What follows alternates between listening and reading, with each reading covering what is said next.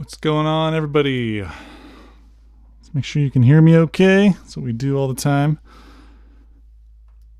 Got a couple interesting things for us to talk about. And usually it falls on the category of lights. And of course my dogs are barking. Because that's what dogs do when you're trying to record stuff. And that's why tonight we're getting lit. Well, we get lit. Okay. Well, interesting little setup we got here going tonight.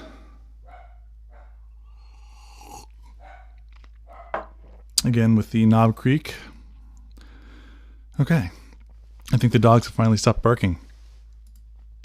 I mess up these live streams all the time. I want to make sure that I'm actually live on the right place. So let me know if you can hear me okay. Here we go. So this is what we're talking about today. Oh. Got to let the wifey know that we are live streaming.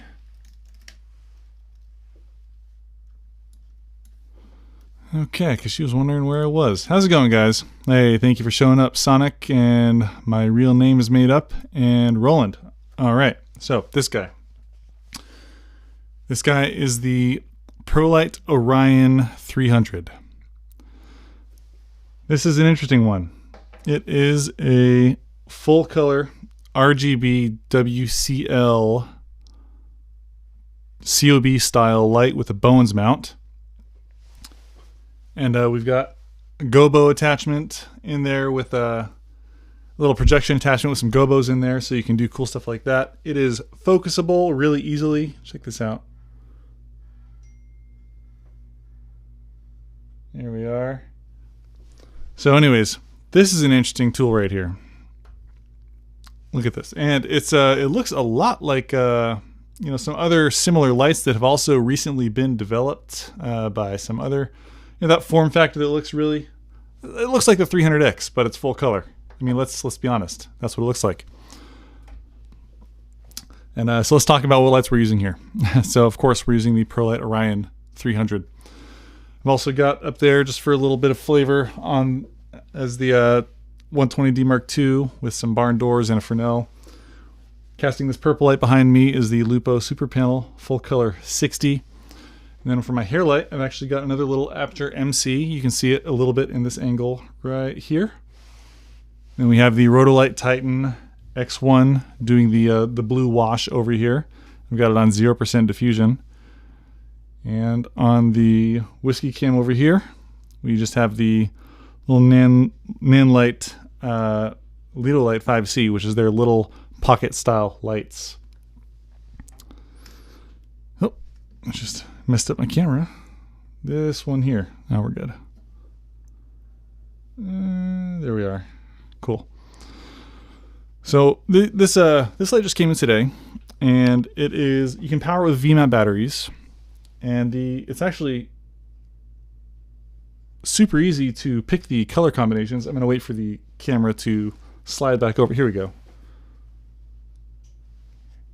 Check this out. So it's really quick to swap between different colors you want to use. Their interface is quite interesting. I'll be doing a full review on this pretty soon.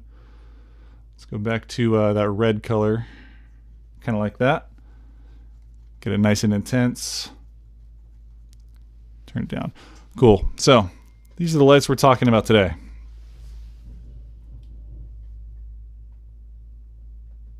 There we are. And how are you guys doing? Cheers.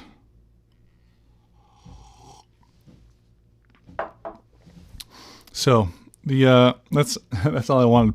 I really just wanted to stream tonight to tell you guys that this came in. It's really interesting. It's the first new lighting company of 2021 that I've seen come around, and they come out with this thing, which it's like the Arri Orbiter, but instead of costing $8,000, it's like $2,000 to $2,500. So it's incredibly affordable in that regard. Will Roy Media says, does it bother you that all the new RGB credit card size lights have internal batteries? I find it to be really limiting to only be able to use them for 2 hours or less. Sometimes it doesn't bother me too much because a lot of the newer ones you can just plug into a USB battery and then you can use them while they charge. So that's, I mean, if you need a bigger battery, you can just plug it into one. I don't think it's that big of an issue anymore. And so Prolycht, right? The Orion 300. It's this new company, this new light, and it's something that's not really offered anywhere else in this price range. And it's not just RGBWW, it's RGBWCL. So it's got red, green, blue, a white or amber chip, and then cyan and lime. So you have more color options. Robert, the compression, thanks for showing up, Robert. The compression on this stream looks pretty dang good for being a low-key scene. Well, thank you. This is from the Sony a7S III, so maybe that has something to do with it. Let's see if the other cameras look as good. This is actually the GH5 with a Sigma 18-35, and then on this one is wireless. This is the Fujifilm X-T3, and here we go. Of course, you got to check out the shirt that I've got, the Grip Tips shirt. I don't know if you can read it. It is kind of dark in here.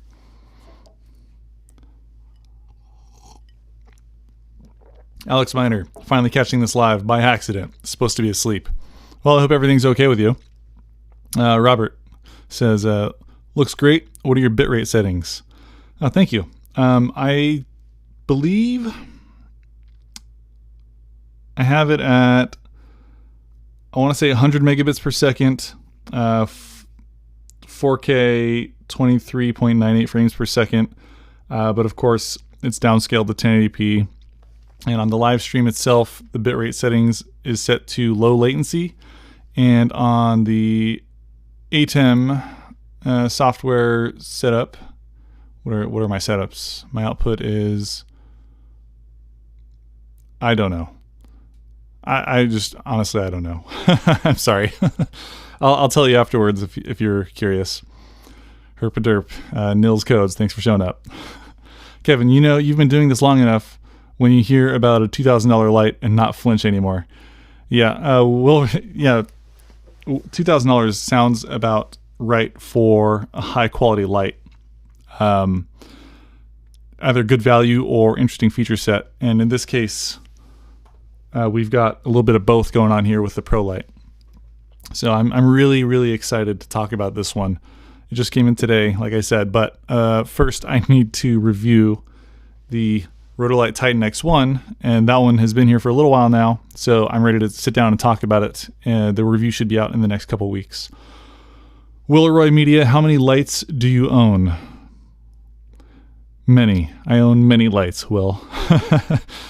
If I had to put a number to it, well, just the RGB WW-ish showdown that I'll be doing with just my 1x1 panels, I think there's going to be 7 or 8 in there in just that showdown. That's not including the COB style lights with bones reflectors and soft boxes, pocket lights. I don't know, probably somewhere in the neighborhood of like 30-ish lights. That's a lot of lights. So news on the Red Komodo. I was told by Red that it should ship this week. Now, I also heard from many other people that bought at the same time as I did, that they have their ship date has been pushed back another few days, so maybe next week. So it'll get here sometime in the next, I don't know, month, I guess. But then we can start talking about some of all the cool accessories and things that I picked up for that. Kevin says, didn't we calculate that you had 15,000 in lights in the room last time you streamed? Yes. Yes, that's about right. I think that it's probably a little bit more today. Let's see. 3-ish, 6, 9, 10, 11, 12. We're at about 12,000 this time. But yeah, so it's usually around 12 to 15,000 in lighting that I use for each of these streams. Alex, have you tried any RGB COB lights? Like this one? This is the, Alex, I guess you must have just shown up. This is the Prolycht Orion 300. It's a RGB WCL full color COB style light, and it's got the projection attachment on it right now. Actually, I can show you.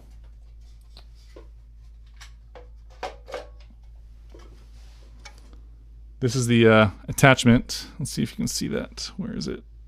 Oh, I've got the wrong camera. Here we go. Here's the projection attachment. It's got this tiny little lens at the end of it. And now, of course, everything is all red. Let's get this back on there.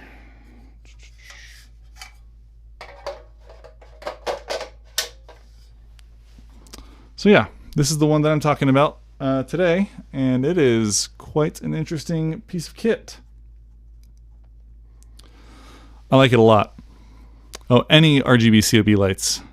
Yeah, this is the first real RGB COB light that I've played with beyond the Orbiter, and I only played with the Orbiter at Arri's studios when it was still in development. So this is a much easier light to use so far. Let's see, Nils says, how many Gobos with that Prolycht? So many.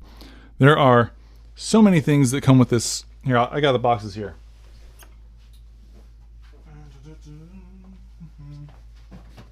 Okay. So, the Gobo kit that we've got with this Prolycht, the Orion, is pretty big. Here, let's pull these out. Here we go. Here you can see these okay. There we go. Get the reflection in there a bit. So these are all the Gobos we got. We got lots and lots and lots and lots and lots of Gobos. More than I know what to do with. So this little Gobo kit is super useful. I just picked the one that I thought kind of looked interesting for today, but I will probably be using a lot of these over the next few weeks. It really is an easy way to add a lot of flavor in the background. But I'm very impressed with their Gobo system.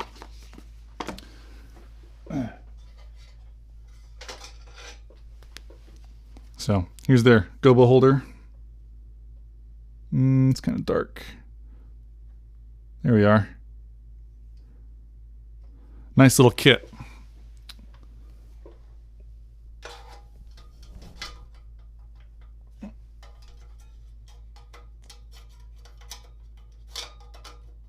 Just gotta slide it in there. I'm smart. I can do this. There we are. Okay. Well, let's see what we got. Hello, Eduardo. Hello to you. And then, yeah, GVM has an RGB COB, and they've been selling for like $400 or $500. Yeah, I never picked that one up. I know Gerald did a pretty good review on that one, so I don't think that I need to spend any time on it. I'm really excited for this one. I think that the interface is perfect. I think that it really fits what I would want in this style of light so far. I've only had it for today, so I need to play with it for a few weeks before I can formulate my opinion. But so far, I really like it. Makej Sniziak, I butchered that name. Hey Tommy, thanks for doing this. What other bones attachments would you recommend apart from the basic hexagonal parabolic softbox? Honestly, I don't think you need a parabolic softbox if you are using diffusion. I think that they just take a lot of space. If you're not using diffusion, parabolic is cool. But otherwise, I think that a parabolic softbox just takes up too much space. So save some room. Get one of the more like beauty dish sizes. Actually, Aperture's new softbox, the SE, Light Dome SE, I think that one's like, it's perfect, you know. So I'm actually using that one as my key light over there for my videos that I'll be filming in the next couple weeks. I took my old softbox down. I'm just gonna give it away. Nils, cool. Eduardo, I just got this hobos in my mail today. Globos. I think he means Gobos. Sonic says Godox has one coming out, the SZ150R. Yes, actually, I have that one on the way as well. So I'll be reviewing that too. Eduardo, ETA for the Rotolight or any thoughts in advance? Remember to try the flash function. Yes, I really, really like the Rotolight. Of course, it's being my blue wash behind me right now. The Titan is by far the most technologically advanced full color panel that I've ever handled, simply because of the amount of features and technology packed into it. It's great. It's expensive. That's the only con, is the price. Truly, the only con is the price so far. But I'll talk about everything that I can in the review. That'll be out in the next 2 weeks. Will Roy, I just finished building my new YouTube studio and I'm wanting to equip the space with a few RGB lights. What's your recommendation for less than 500 Canadian dollars total? That's like 250 US dollars. I don't know what's the conversion rate. I have a video on my channel that is the best video light for the money at any budget. That kind of goes through what I would recommend at different price levels. If you've not watched that video, watch that one. If you have watched that one and you're not sure still, then shoot me back a message and I'll help you kind of narrow it down. Alex says to Sonic, he's looking forward to seeing reviews on the Godox.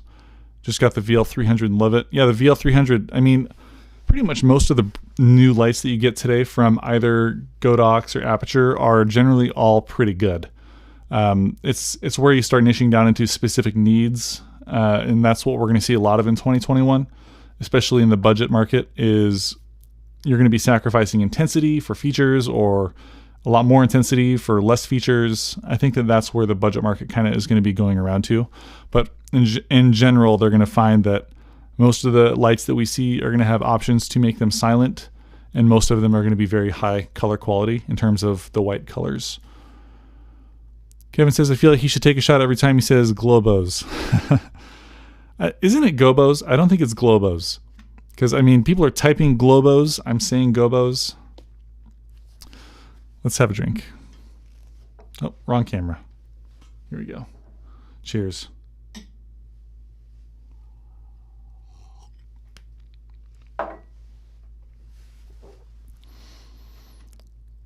The Godox one is out already. I know you can order it. Yeah, I've already got one on the way. Kevin says, I feel like he should take I read that already. Here we go. Joel says, yay, glad to jump to your stream randomly for once. How do you feel about the Prolycht versus the Nova if you had to choose one, and why? That one depends on the use case. Plain and simple. They're very, very different lights. The Prolycht, of course, it's a COB style light. It's got a bones mount, so you can use it with a softbox. It's an RGB WCL, so it has more color options, but that's kind of irrelevant to this particular question because it's a different light. The light head is very lightweight, so you can get it into higher positions, and then you can put the softbox on it or diffuse it, or use the projection attachment with a Gobo. The Nova is a soft light. It's meant to have a ton of output and be excellent color quality. It's heavy, and they both cost roughly the same. The Nova is actually more affordable. This is like what you would expect if you were to get the 300D Mark II or the 300X in a full color format. They're different lights. If you need a key light, if you need a soft light, the Nova is going to have more output. But if you need something that is perhaps more versatile and weighs less and can be powered with V-mount batteries without a voltage converter, then you're probably going to want to have to go with a Prolycht, if those were the two lights that you were trying to pick from. Eduardo says, autocorrect. Chris, not having experience with Gobos, how expensive are custom plates? Custom plates, I think that they're kind of expensive. I think it's like $50 for a custom plate, maybe more. That's the one I looked into it. It seemed expensive. I think it's actually probably more. Probably have to pay $100 for a custom plate. They're expensive, and you could, if you wanted to, try and cut it out of like some cinefoil, but then it would like probably ruin your light. It would probably burn up or scratch things. I don't know. That's probably why they cost like $300. They have to like put the SVG onto a piece of, a CNC program and cut it out of metal, and it's just, that's the way it is. Quasnick Pictures, Happy New Year, bro. Made it to the live. Thanks for showing up, man. And Chadwin Smith, thank you both for showing up. Appreciate you.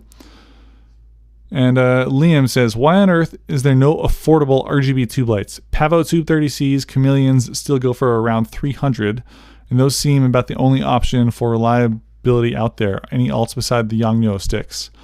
I really like the Nanlite Pavo. What is it? It's like the Pavo Tube 6C. It's only like 6 inches. It's a tube light, but it's $100, and it's really good.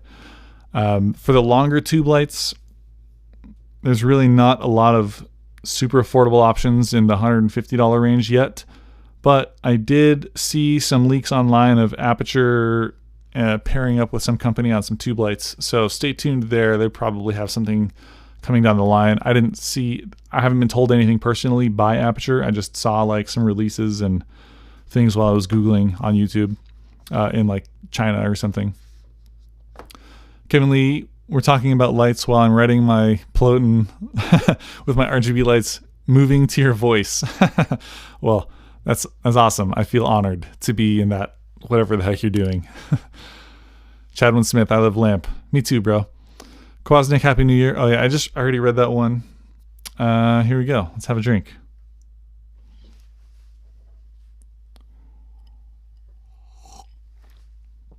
Alex says he is too lit to make sense. That's okay. We're all drinking here, or some of us are anyways. I am. Will says, I've seen the video, and I've insisted in the Godox SL60 to Aperture Amaranth F7. I recently got the Yongnuo RGB light, and I love it, but the build quality is really bad. You'd probably really like, in that case, the Nanlite Pavo Tube 6C Mark II. That's the one I was just talking about. It is a 6-inch battery power, rechargeable RGB LED light, and it's got the magnets on it, kind of like the Aperture MCs. It works really well. It's a great light, and the build quality is superb. Quasnick, how's this compared to the spotlight mount from Aperture? Very, very, very different. The spotlight mount from Aperture is an ellipsoidal. It's like a Leco mount. I don't know. I don't know what I've never seen a Leco in person or a Source 4, and that's what everyone compares them to. This one has a much smaller aperture on it, which is funny. Aperture. So let me show you.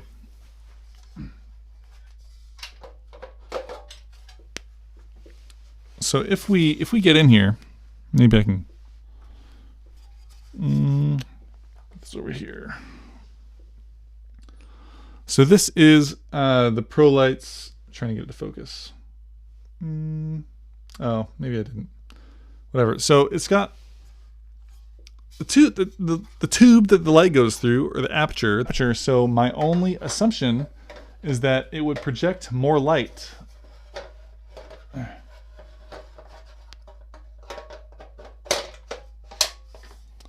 If used with something like the 300D Mark II or something like that.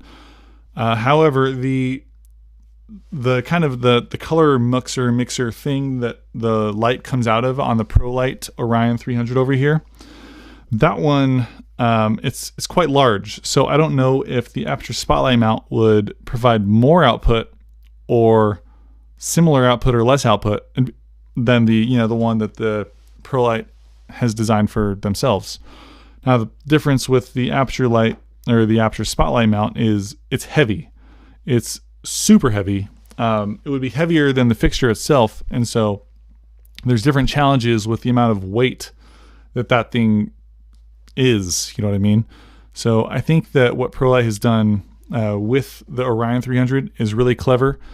It's they built a custom mount, spotlight style mount for it, and it works really, really well. So I wouldn't recommend getting this one with the Aperture Spotlight mount because you would have challenges just trying to get everything to mount to a single C-stand reliably.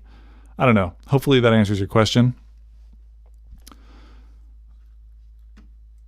Let's see. Joel says, Tommy, thanks for answering the question. You're welcome. Alex says to Liam, New Layer has a tube stick showdown video you should watch. Yes, that's what you should watch. That should answer your question. Liam loves the 4-foot look. 4-foot look as a practical. Would love to see Aperture do a cheap version.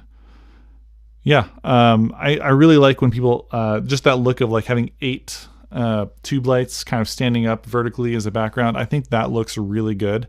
It also provides a really nice backlight. It's soft and it just kind of wraps around you. Lights up the background really nice. I agree. Unfolding, love the Gobo design. Thank you. Yeah, this is just one of the several that they sent with this thing. So actually here, we could change it out. Maybe I'll do that. Let's see. We will change out the Gobo design and we'll see something else.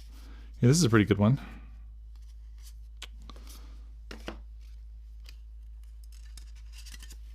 Here we go. I like this one. Swap them out.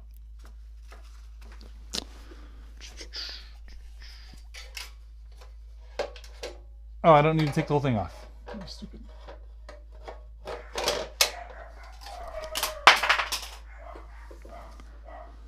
I dropped it.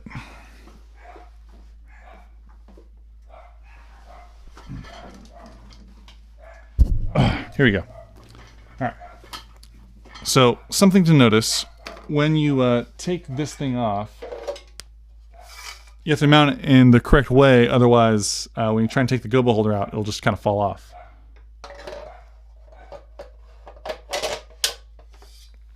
My bad. My mistake.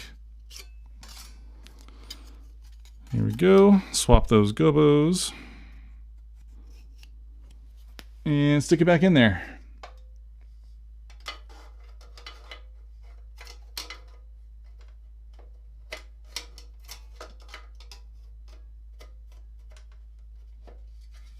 That one looks pretty cool. Alrighty. Cool, that's our next Gobo.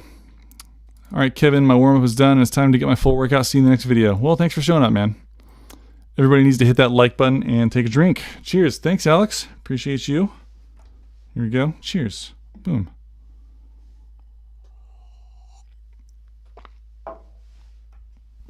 How many Gobos are in the set? That's a good question. 1, 2, 3, 4, 5, 6, 7, 10, 11, 12, 13, 14, 15. We got 15 Gobos there. They're all really nice. I've gotten Gobos before. Oh, 16.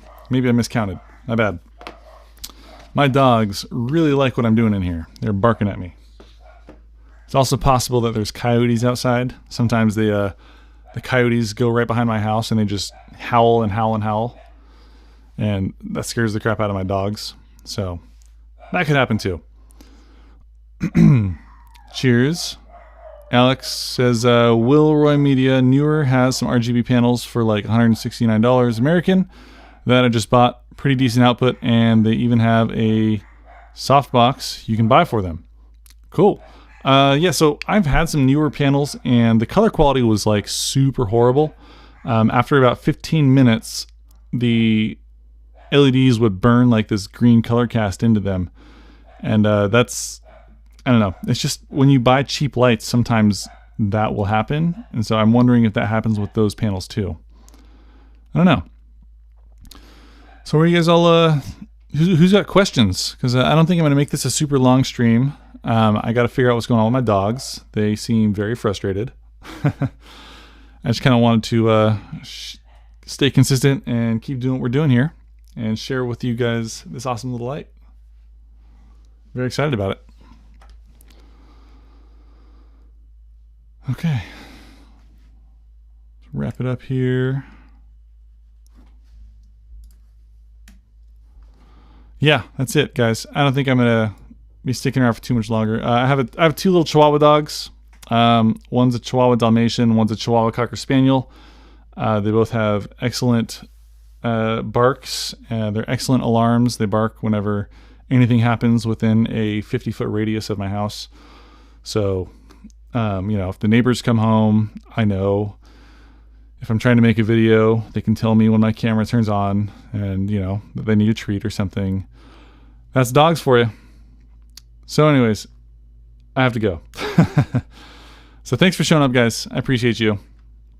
Real quick, last question. How do you think the Godox UL 150 versus the 100D compare? Torn because of the two right now. If you need a light that works with Sidus Link, then Aperture 100D will do. The Godox UL 150 is going to be brighter, but it's going to be quieter in all cases. I think the 100D actually is quiet enough. People said that it's less loud than the 120D Mark II. I really can't give you any advice on the 100D specifically because I only have the 200D. And that one still has fan noise, but that should be addressed by Sidus Link's update in the next week. And so we'll see what they do there. All right, guys, thanks for showing up. I'll see you guys in the next one.